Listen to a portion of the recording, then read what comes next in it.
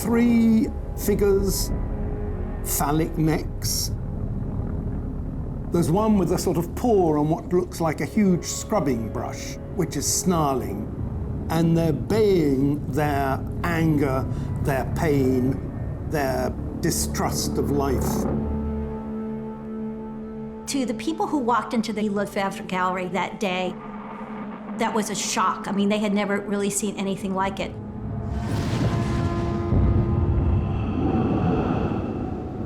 It was just after the war when people didn't want to be disturbed. They'd been deeply disturbed already.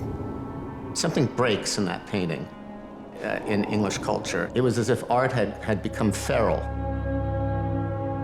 Those things are all in the background. They all inform the work. But you make a mistake if you explain the paintings through the war. What Bacon did was something different. At that first exhibition, one of the usual bitchy critics to me said, why bother to do things like that when it's already been done by Picasso? So many people of my generation, that's where they first saw an image by Francis Bacon, but nobody knew who Francis Bacon was.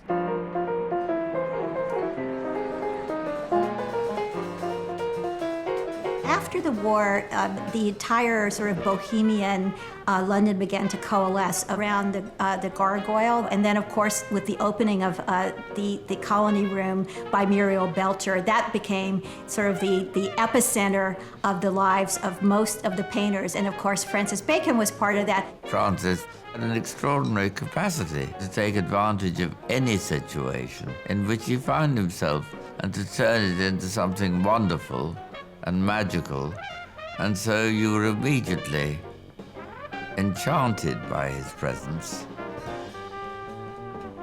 It was like a piece of electricity coming into the room. I mean, charisma poured out of him. You couldn't take your eyes off him, you know. He darted around like a bird, and these extraordinary eyes. Début venu à Londres, il adorait aller avec moi boire. Il n'est jamais arrivé à me faire tomber par terre par l'alcool. When I met him, I could not equate just the general sort of drunken foolery that went on, which I found hugely entertaining, with these twisted horrors. This is the great central enigma about Bacon. Where did the darkness come from? It was Graham Sutherland, I think, who recommended him to Erica Browson, who was one of the brightest contemporary art dealers of the time. And when she saw his work, she saw the point of it right away. He was always needing money to waste, you know, to gamble away. He was nothing but trouble to her. And she just tolerated it and helped him as best she could. He could gamble in London, for goodness sake, to some extent. And he went to Monaco, and it was the place where English people of his kind went, and if he wanted to gamble, it's the most glamorous place to go still to gamble. Ah oui, au casino et à Monte-Carlo. Il jouait à toutes les tables, brutalement, comme ça, des piles de pièces. C'était un besoin la chance. Il aimait les risques comme risquer de tomber. He was there most of the time between 1946, 49, even into early 1950, and produced almost nothing. He was terrible about getting paintings in on time. Browson is always writing Bacon and saying, you know, Francis, please, we have a show planned for next December, and you know, how's it going? 3 months later, nothing. And his typical pattern was that he would destroy all his work until pretty near to a show, when he would have to produce some paintings, finally. He'd been rethinking what he must do in his art. He knew he must say something. It was no use being derivative of Picasso. And he knew, in fact, his subject must be the human body, and that it must come from his own life and his own experience. Part of what he had to express needed a new way of painting. The heads are astonishing. They're so close to the animal. the animal and the man. In those images that Bacon did, it's as if you can feel the breath of the animal on your neck, or as if you're going into some dark cave and you smell the animal before you see it. I mean, it's so visceral. The animal is so close.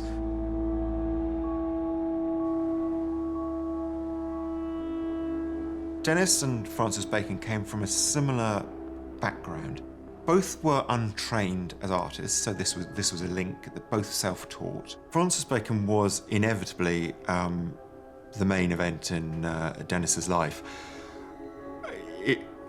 Dickie and Dennis were the main event in each other's lives. Richard Chopping, known as Dickie, was his partner.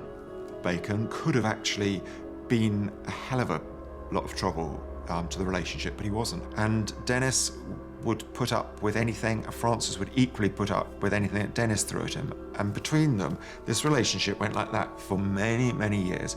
There were a lot of things that they were using as common subject matter. They both had boxing magazines, they had magazines of runners, they used Edward Muybridge's work. Dennis did introduce Francis to Muybridge, arguably the most, with Picasso, the most important influence on his work. It's a very interesting work, and the images were tremendously suggestive to me of ways I could use the human body. Francis drew badly and was very conscious of it. And I think facing up to the fact that he had never been taught drawing, he used Muybridge's amazing photographs of athletes in weird positions again and again, because the limbs were dead accurate, and he could use them as it were as sketches for a whole series of paintings. Above all, the painting known as The Buggers. I used to go and visit Lucian Freud and Caroline Blackwood. In their house, they had the painting, which they always called The Buggers, which is, I think, officially called The Wrestlers. I just simply thought it was a wonderful painting. I think that when you're very young, you don't have preconceived notions of what is shocking. You just look at things to see if they are beautiful. There is no doubt that this is Bacon and the most important lover in his life. This is their coupling, this is their moment of greatest intensity, and this is the trigger, really, of Bacon's greatest images. It's where everything comes together.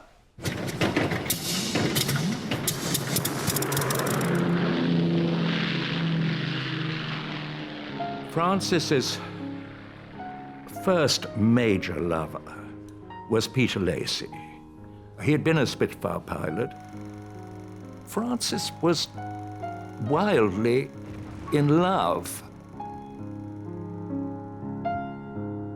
Bacon found him very charming. He said he was amusing, and he played the piano, he sang, and Bacon saw him as somebody quite extraordinary.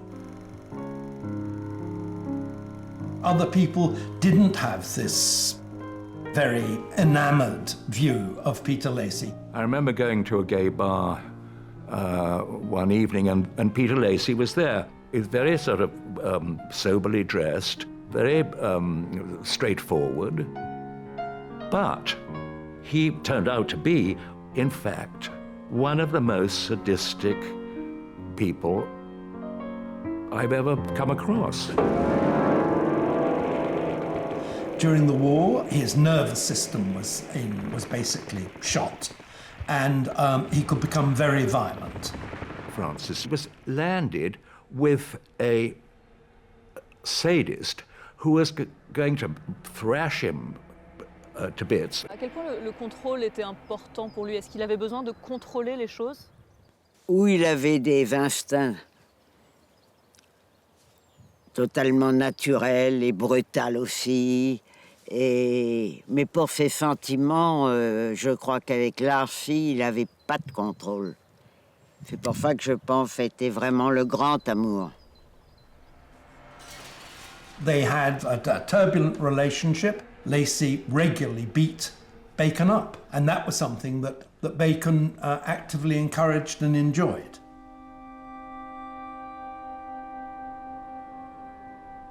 Peter had a house in the country, and Francis went there one weekend. God knows what he'd done to him already, but Peter Lacy simply threw him through a plate glass window on the second floor onto the garden and at the back of the house. And Francis had terrible damage to one eye and to his face and so on, but this made him love Peter Lacy more, I think. And he turned these horrible, terrible things into magic, into great paintings. Peter himself was very often the subject of any male figure in the painting. He's always there, and I think he stirred the very depths of Bacon's being. He managed to create these very strange, eerie images against a dark blue background, very ghostly. Peter Lacy's power over Francis, sadistic power over Francis, and I hope it won't shock people, was a very positive one.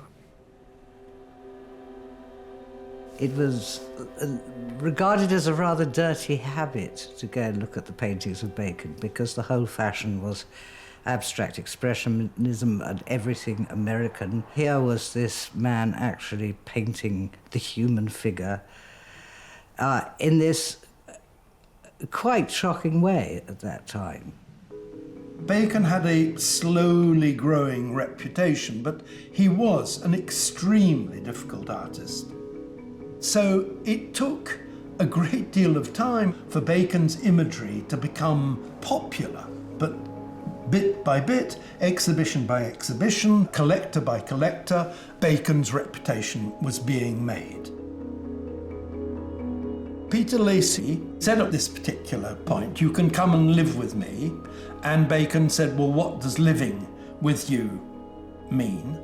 And Lacy said, "Well, I could chain you to the wall." And Bacon said, "Well, the thing is, I did terribly want to paint." And so because of that, Lacy started visiting Tangier. By that time, the relationship had broken down. Bacon felt he needed to go to another stage. He wanted to go to the very top. And there was a powerful, relatively new gallery called Marlborough Fine Art. Bacon had been considering leaving Erica in the Hanover Gallery for some time because he was quite overwhelmed by debts. The Marlborough Gallery, for example, had deeper pockets, could pay a kind of salary. They were like a cash flow for him. I remember going in with him to pick up a wad of cash so that he could go on sort of inviting everybody in sight to champagne and dinner afterwards, and then go and play the tables. And the great attraction at the time for the Marlborough was what? They've got, as they have galleries all over the world, perhaps they thought they could do something with me. Frank Lloyd, the owner, partner of Marlborough, realised that I think that Francis was going to be the golden goose if they marketed it properly.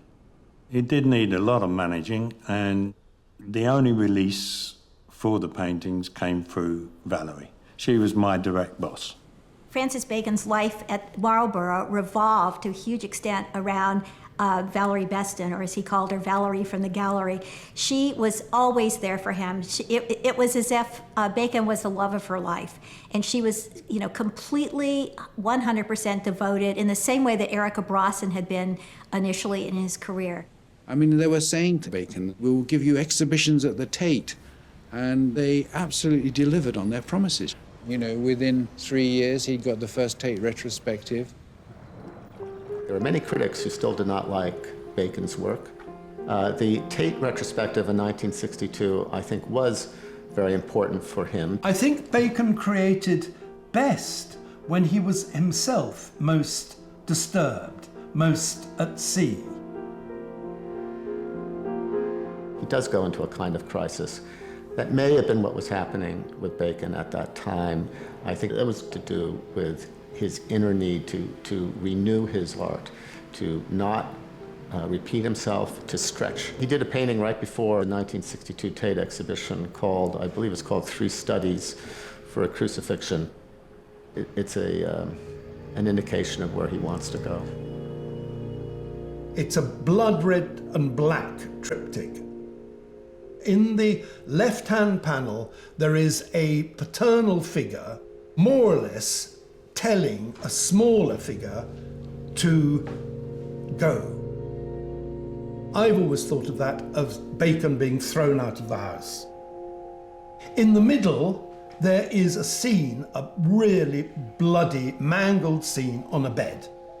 It's the most extreme expression of the horror he felt about his life, I think, and what it felt to be Francis Bacon and all the horrors he'd witnessed. And he did describe the central panel as someone shot to pieces on a bed. And that's not normal language, not just from him, but for a Bacon painting. And in this case, well, it does look like someone shot to pieces on a bed. It looks like a murder has taken place. He would almost empty himself of his darkest, bitterest thoughts on canvas and be purified. But of course, he was Jekyll and Hyde. And so the two sides were there in the man. I remember going to the big 62 retrospective of the Tate. And I had a very nice girlfriend who was vegetarian, though she converted under my tutelage to meat, but she didn't convert to bacon. I think that was when he really came out as a superstar in Britain, anyway. And I think he saw this was a perfect moment for him to shine, and my God, shine he did. But amongst the telegrams of congratulation, he got one from Tangier saying that his great love, Peter Lacy, had just died. Bacon was convinced it was a suicide. He talked about it as a suicide, and that Peter had almost deliberately aimed for it to happen on the day his show opened. The painting of where Peter Lacy was buried was enormously, enormously powerful painting, full of, you can't call it love exactly, but full of sort of dark sexual obsession.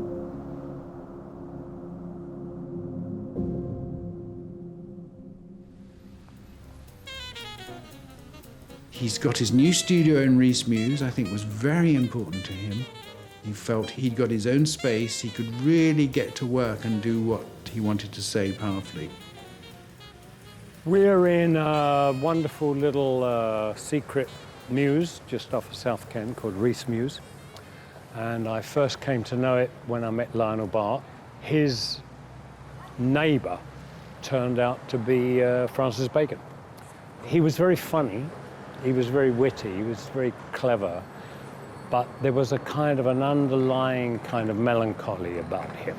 But Lionel Bart told me that in his kitchen there were loads of photographs, and he'd noticed there were rather a lot of me, you know, and Lionel said to him, oh, you think, you know, you like Terence? And Francis said, God, the two most handsomest men in the world are Terence Stamp and Colonel Gaddafi. I thought, yeah, Colonel Gaddafi give him a good hiding, you know. I'd just knock on his door if I was passing, and if he would open the door, sometimes he'd invite me in, sometimes he wouldn't. And sometimes when he invited me in, I realized he was in the middle of something. It struck me there was a very private thing that was happening. And he had to devote himself completely to it. As an artist, Bacon was always trying to do it a bit better. No, you've never arrived. There wouldn't be much point if you'd arrived. You know, he would have stopped painting in 1962 or something if he was satisfied. How are you going to trap reality? How are you going to trap appearance without making an illustration of it? And that is one of the great fights and one of the great excitements of being a figurative artist today. It was a moment that he was beginning to look to the people that he was friends with, beginning to think about, you know, painting the people he felt he knew inside out. I mean, he had a great love of people and a vulnerability to them. The artist doesn't choose the subject chooses the artist. That there was his subject. I only am able to paint people, or the portraits of people that I know very well, and I've looked at a great deal, and that I have analysed and know the structure of their face. I find that the person there inhibits me. And then I look at photographs, so the photographs and everything get trodden on, they get even changed into other things. And those are often, in themselves, extremely interesting. The presence of the person in a portrait is so fully there because he managed to empty himself of everything so that that person could come through him and onto the canvas. Of course, men were a great subject for him, and the male body. Women were also extremely important to Bacon, both personally and in terms of his art. He had a need for family, and he sort of put a lot of women into that role, and he had a number of those throughout his life. J'ai eu une amitié amoureuse, je crois, envers lui. Mais une forme d'amour, ça c'est sûr. Mais il n'a jamais fait de peinture de moi. Peut-être que maintenant, ça l'intéresserait plus de me peindre, toute ridée que je suis, qu'avant. You look at the women he chose to paint, they have very strong characteristics in common. Muriel had a very strong visage that was almost imperial, and it was easy for him, in a sense, to convey exactly that strength of character that she had. Isabel Rawthorne was another, a woman of almost staggering physical presence. And Henrietta Morris, who was curvaceous, but she was also very, very strong. I first met Henrietta Morris across a big lunch table, and it was like being opposite a Bacon painting. I mean, it was almost as if she wasn't real because of that. His portraits of Henrietta. Well, Henrietta is one of the most interesting of the Soho characters. She, like many others, could not wait to get away from her convent past and get into the life of Soho. Hen, oh, she was amazing. She was one of the most wonderful people I've ever known. No wonder Francis adored her, you know. And Francis understood, you know, he was Irish. He understood how hard it is if you've been through that terrible sort of Catholicism thing, how dreadfully hard it is to break out of it and get free. He was never burdened by that, was he? He was never burdened by that guilt. Well, if he was, it was, I think he was a bit. Actually, I'm sorry, but I think he was. Henrietta always said to me that, yes, well, perhaps he doth protest too much. I think he painted Henrietta 15 times. I mean, his work can be seen as a search for God, although he would probably certainly deny it. And his sort of frustration, if you like, with not finding God.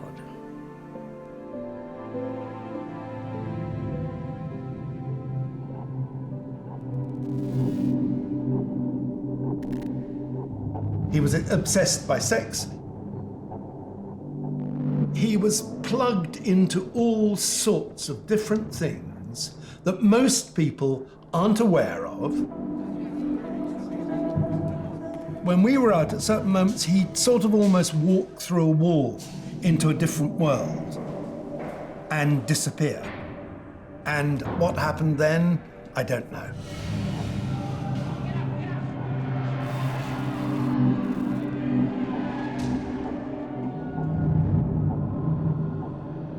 J'ai peur de la violence, même que j'ai subi la violence souvent. The next day, he'd reappear in a damaged state, you know, barely able to walk or turn his head. And there was no point in sort of saying, well, what happened, Francis? Because he'd, at best, he'd just, he'd just fix you with a sort of basilisk stare and say, what do you mean? J'ai perdu tous mes dents avec mes amis. I was fast asleep one night when the phone went, and Valerie Beston said to me, Paul, quickly, you've got to come to Reese Mews. I got there, and he had a huge injury right the way across from his left eye, right the way across, right round the right eye. All the skin had been broken, and he was in a terrible mess. And I said, Francis, you need a plastic surgeon. No, he said, you sew me up now. I said, I'll put some local anaesthetic in. He said to me, no, I don't want any local anaesthetic. So that's the only time I realised that he quite enjoyed being hurt. Francis liked the criminal side of London. You know, he liked the kind of sordidness of London, all that kind of East End dross and knowing all those kind of people, or wanting to know all those kind of people. George Dyer came on the scene as this tough, well-built, muscular, boxer-like East End thug. And I think through George, he, was able, George and George's family, through all that, he got to know, quite a lot of bad boys. I like painting good-looking people because I like their bone structure. I loathe my own. But little by little, it became apparent that however sort of virile and thug-like he looked, he was actually a very nice, lost young man. George was obviously rather reticent with the whip. So little by little, Francis became disabused because George had been, in that sense, a disappointment. He was a kind of very feeble East End thug, and he liked children and animals and cuddling. Bacon said, I hate the billing and cooing of sex. I just like the sex. And he wanted George to rape him, and George wanted to cuddle. George was suffering from erectile dysfunction. It seems to me that Francis had emasculated George. He found what he saw as the typical rough East Ender that he longed to find, and then he did that job of emasculating him. Bacon was violent in the way he painted, that he was sadistic in the way he took apart George, with missing ears and missing jaws and missing eyes, missing everything, really. George was a bit appalled by the whole thing. He saw all these rich people standing around, sort of, in this smart gallery. He said to me, I think they're horrible. They're really horrible. He said, and he thinks I look like that. George knew all the prices for the pictures. And he said, and these people go and pay fucking thousands of pounds for him. I mean, he portrays him as a kind of idiot. He has things with what looks almost like a nappy on his head or something, and dressed as a baby, and pictures of him nude and clothed, where one of them he's a baby. I mean, need I say more? There were certainly moments when things were firing up between them. They had lovers' tiffs. The one time when Francis phoned me and said, you have to come round right away because George has gone berserk and all my suits are in the bath and he's poured paint all over them and he's trampling up and down and And I went round and I couldn't get in because the front door was barred. So I had to back the vehicle up, get up onto the roof and go through the window, where I was nearly throttled by George until he realised who it was. And he had in fact thrown 2/3 of the furniture down the staircase. Dyer is fighting in a way that he is just going downhill, downhill, downhill. It must have been terrible to watch. So it's almost like a desperate attempt to get back in with Bacon and show Bacon that he is still a man. Francis was painting fewer pictures of George. He was weary of him, I think, weary of his problems, of his drinking, of his carousing, of his unhappiness, perhaps. His better judgment told him that he needed to be shot of Dyer. Bacon began moving away from George. He looked more to Paris at a time when the other British artists were resolutely not looking to Paris.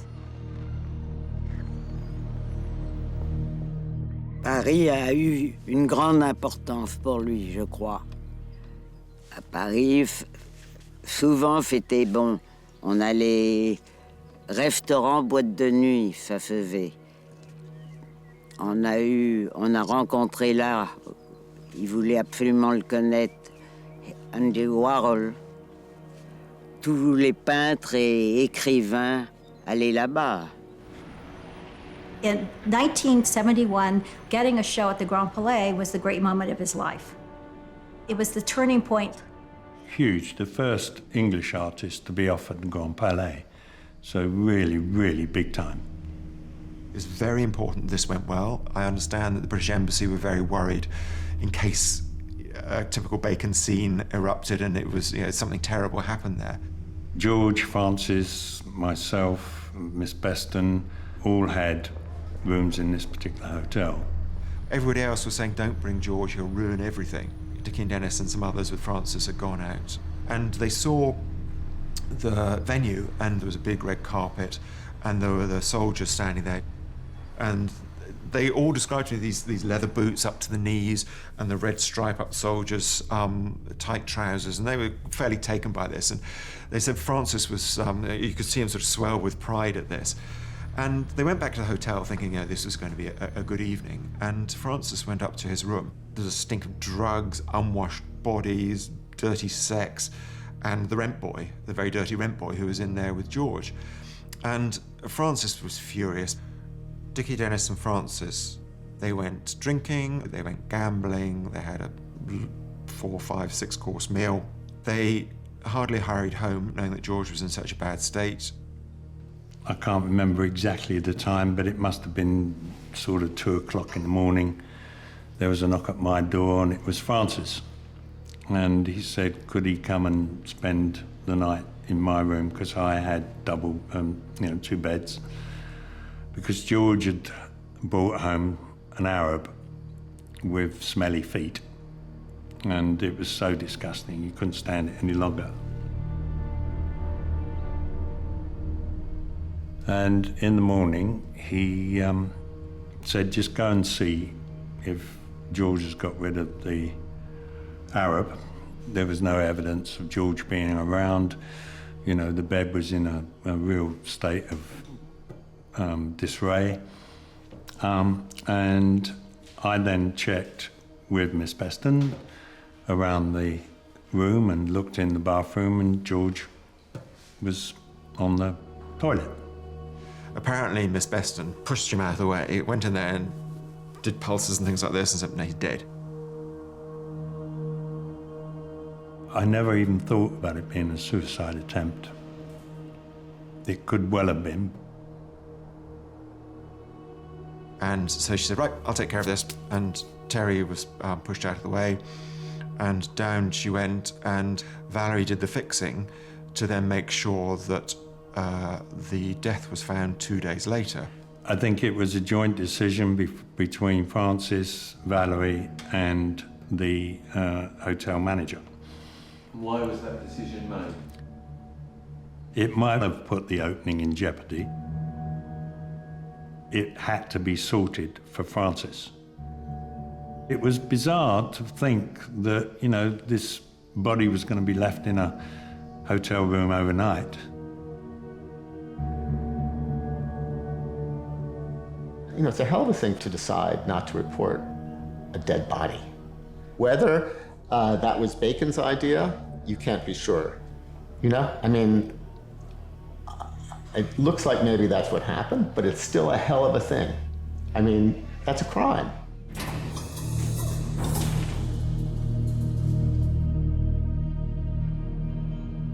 Once the Grand Palais retrospective had opened, the news began to sort of filter out during this big celebration. And of course it got round with all the speed of bad news, and during the dinner, the whole room knew that George committed suicide, but up until then, nobody had heard. Francis himself was in the Grand Palais. I think it was as though he wasn't really there. He seemed totally abstracted, he was pale, but he went through with the dinner because he felt that it was better to go through with it than to cancel.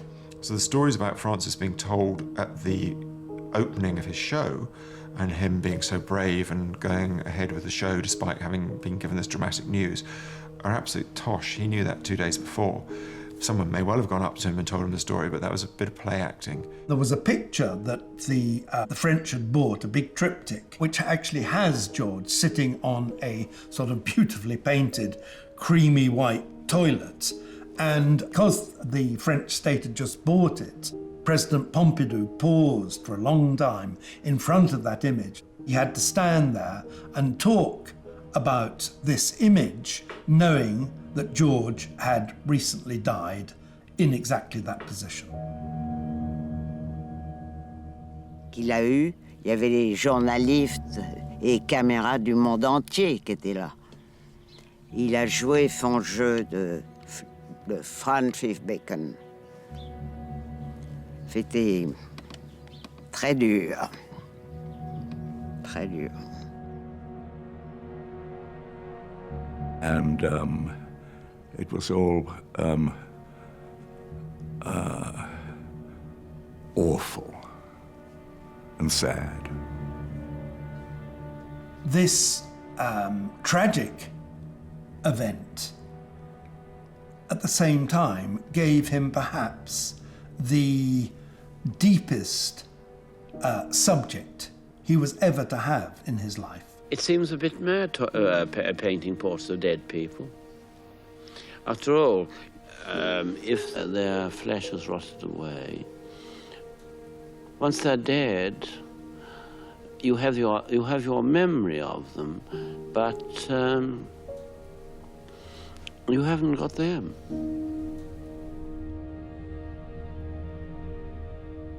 He actually went back to Paris to absorb the memories, to relive the events, and actually stayed in the same hotel where George had killed himself.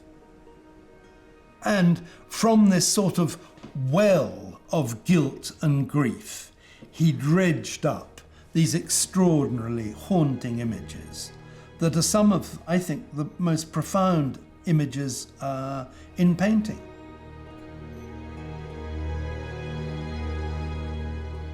When it came into the gallery and I saw it for the first time, if Francis showed any emotion to the death, the emotion was in that painting. Everything that he felt about George was in those paintings. Maybe it was just about getting it out of his system. So paint them, get them out of the studio, and then maybe I feel better. It got him recognition far beyond anything he'd ever had before. It was the turning point in sales and sort of international reputation. He was au courant, you know, and the power of his paintings fitted the period.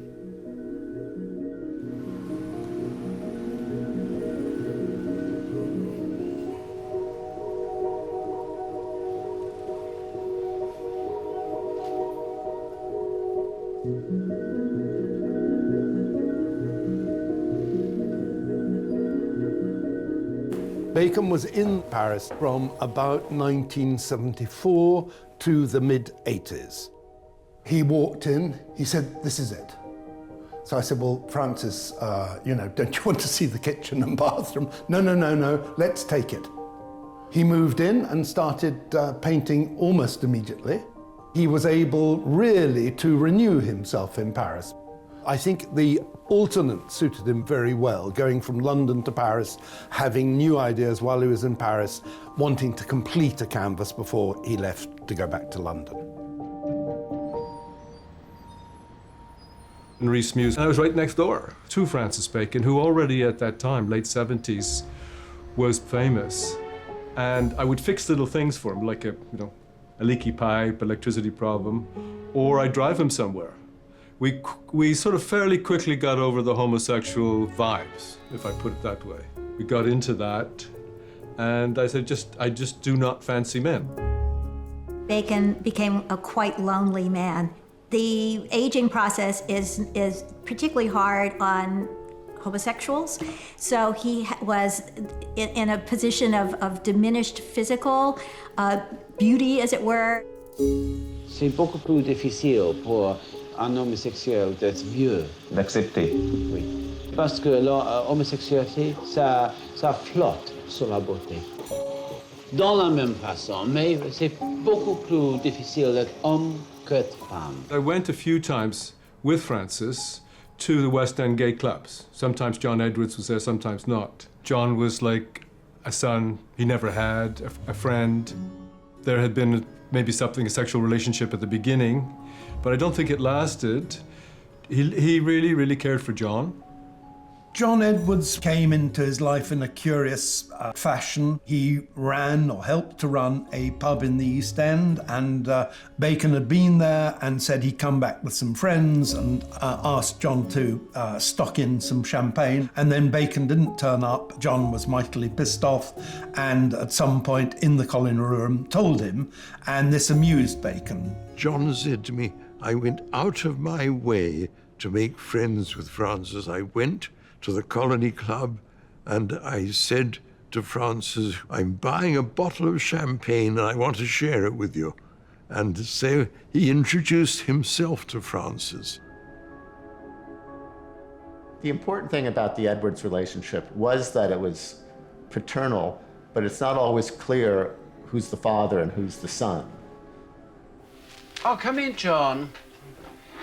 I'm glad you came down. John is David is just asking me the most difficult question. It's quite understandable that the circle would look like this and say, who is he? What's he want? Is he trying to take advantage? Francis came to me one day and he said, "Paul, I want to give you a painting." And then a few days later he came and he said, "John has refused to allow me to give you a painting. I know I promised you a painting, but I can't give it to you." Well, Bacon said he thought about death every day of his life. And as he aged, it must have become more and more present to him, death. And as his friends died, others died. The death of Muriel, I think the fading of the colony must have been difficult for Bacon. In the 80s, Soho really had ended. It was pretty much, running on fumes. And I think that had a very depressing influence on Bacon on top of everything else. It's what is it, 40 years on or something? And he would have been reminded greatly about the passing of time. Well, I'd seen Bacon around a lot, but never spoken to him because I kind of, was a kind of hero or something. So, and I was quite young. But I'd seen him I'd used to see him in cafes in Soho. And if I'd been out late, I'd end up, going in early in the morning into a cafe, and sometimes I'd be having breakfast. So it was quite kind of odd to be in the same room as him and not speak to him. But then I just thought, what the hell would I say or whatever. In his last years, he looked very old and very tired, and he must have felt very pained at that moment, to see sort of the world flashing before his eyes.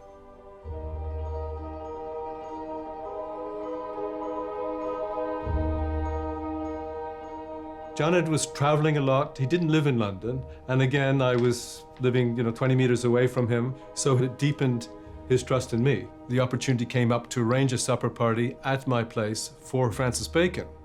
Sir Frederick Ashton had already committed to come, who was the great choreographer of the time. I was left with an empty seat, and I thought, who can I invite? Jose Capello was someone I used to see at first instances at the Royal Opera House. He was interested in art, and I phoned Jose, and he leapt at the chance. And Ashton and Francis took an immediate liking to him. And Francis was rather famous, of course, for liking a certain amount of roughish trade. There was an element of relief with Jose, because Jose was kind of firmly well-educated, professional, middle class, and so it was much easier to talk to. Francis Bacon and Jose Capello shared a safety deposit box at Harrods. They both had keys. John wanted the key from Jose. Jose was very difficult to read as far as what really drove him. And I never went further. He would clam up. They were traveling together. They would go to Venice, Madrid. Francis would come back with a big smile on his face. He was a happy man. He was in love. And for Francis, that obviously meant sexually was going well. Yes, in 1988, he's inspired. He reworks, restudies. It is not brutish any longer, you know? It's as if the monsters have been turned into silk, and they no longer are going to jump out of the frame and bite you. There's something distant, but that's kind of fascinating too, you know? I mean, to look at your earlier work and your earlier juicy brutality and then make it more designed, distant, behind glass. It's another feeling. The figure at the base of the crucifixion, I mean, that's just an unbelievable painting. I mean, I made a couple of pieces which were directly, you know, taken from Bacon paintings. Like I made a three-dimensional triptych. I saw these kind of terrifying social spaces that Bacon was painting. I remember thinking, I wonder if I could actually make these spaces. I got a phone call from the Sartre Gallery and they said, oh, Bacon was in today and he was stood in front of your sculpture for an hour. And I was like, an hour? No, it can't be an hour. It's around September 1990. We went up to Saatchi's the first time he saw Damien Hirst.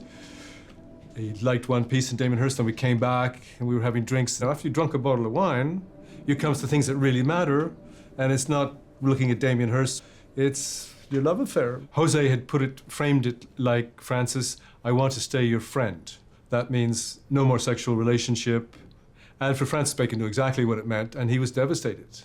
So Francis, in his cups, told me about the relationship in those 2 years with Jose, and the fact that he'd given Jose $4 million US and 2 of his paintings. I could read his pain, how gutted he was, his anguish. Well, I would say he slowly deteriorated from 1990 over the following 2 years. And I took him to one specialist after another, and none of them could help him. He kept saying to me, I've got to go to Madrid because I want to see José. Il avait ce besoin-là. Il avait besoin de certains masochismes. Ça, je pense. Je peux pas en être certaine, mais presque. Il m'a appelée avec une voix très différente que d'habitude.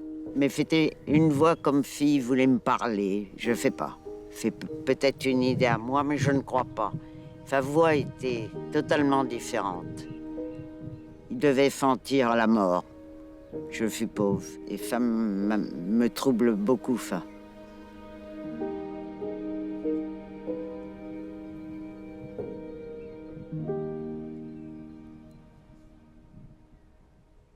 Finally, Francis Bacon, one of the most highly acclaimed British painters this century, has died. The painter Francis Bacon has died at the age of 82. He collapsed while on holiday in Spain. It's thought he had a heart attack. I was really destroyed when I heard he had died. It was really very, very sad. But it was inevitable. He was reckless about his own life and other people's lives, I think. What caused the heart attack? Did Jose and Francis have a huge row? And Francis had the heart attack when he was whisked off to the hospital. Francis was in a Catholic hospital being attended by Catholic nuns, and Jose was not there. Well, I think that if Bacon is consistent, he has to be prepared to die at any time, to be taken advantage of at any time, for things not to work out at any time, and I think he was. He was a gambler. He understood that gamblers usually lose. The study of a bull, the last painting Bacon completed, this mostly raw canvas. I don't think that's a question of it being unfinished in any sense. He said what he wanted to say in that top left corner of the painting. The bull seems to be shifting between two spaces. That seems like life and death. And the fact he used dust as a medium, this is the dust to which he will return, as indeed he did in Madrid only a few months later.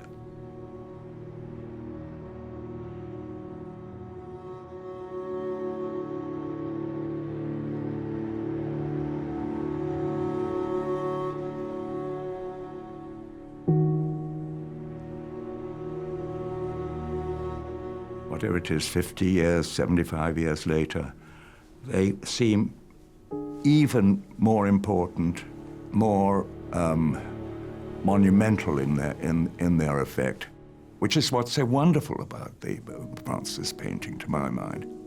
There's a sort of sacred quality to them.